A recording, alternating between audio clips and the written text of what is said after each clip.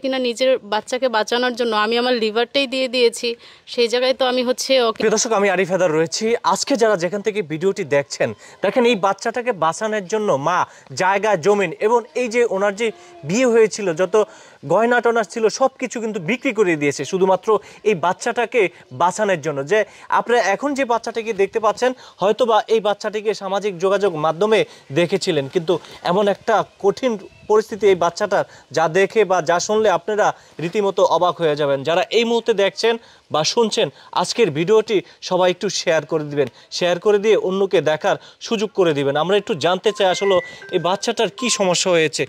আসসালামু আলাইকুম। ওয়ালাইকুম আসসালাম। আসলে বেবিটার কি হয়েছে?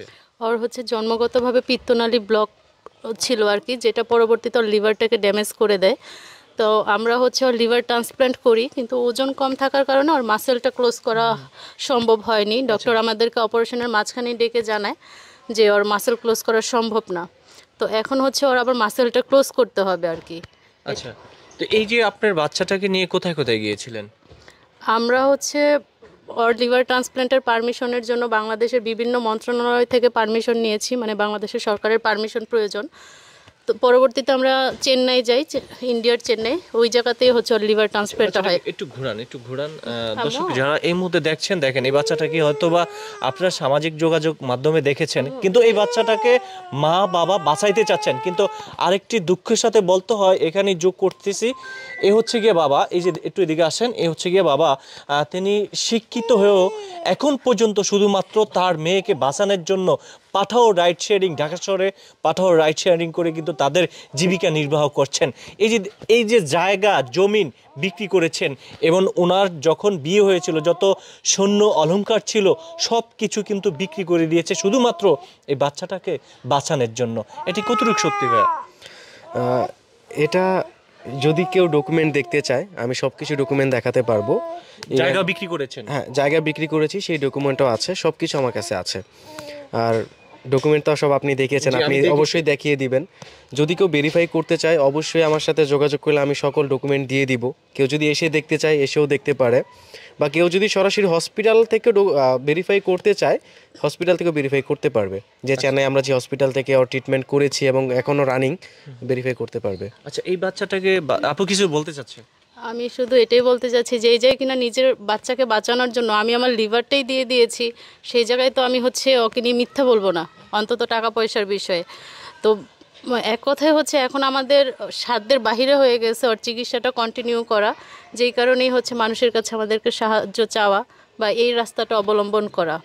কারণ 65 লাখ টাকা খরচ করার পর প্রতি সপ্তাহে ওর 6,000 বা 12,000 টাকা, আপনি তো ডকুমেন্টসগুলো সব দেখেছেন, তারপরও মনে হয় না যে কারো কাছে টাকা থাকে চিকিৎসাটা কন্টিনিউ করার জন্য।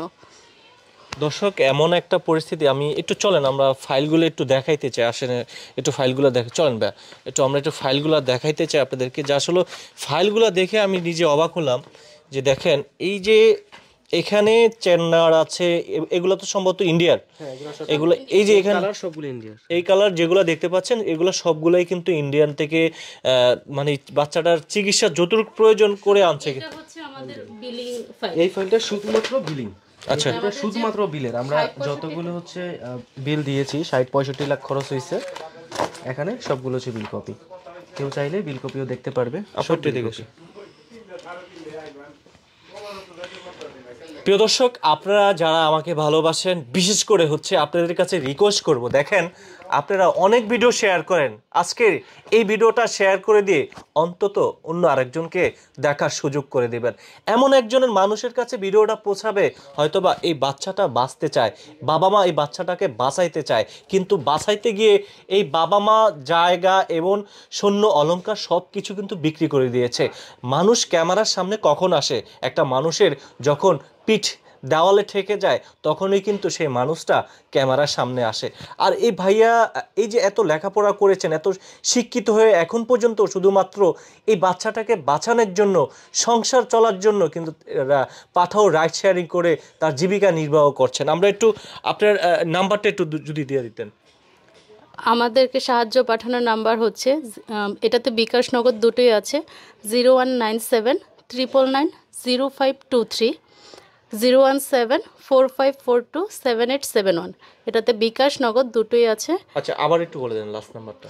01745427871, 019799900523। আচ্ছা দর্শক, প্রয়োজনে আমরা নাম্বারটি কমেন্ট সেকশনে দিয়ে দিব, অবশ্যই ওনাদের সঙ্গে যোগাযোগ করে নেবেন। ভাই আপনার নামটা? আমার নাম হচ্ছে রকিবুল ইসলাম। আপু আপনার নাম? আমার নাম হচ্ছে মাহবুব আক্তার সাথী। মাহবুব আক্তার সাথী। আর এই বেবিটার নাম কি? মাইসুরা রাফা। মাইসুরা রাফা। দর্শক সবাই ভিডিওটি শেয়ার করে দেবেন আর কমেন্ট বক্সে আপনাদের মতামত জানাবেন। আবারও বলছি ভিডিওটি শেয়ার করে দিবেন।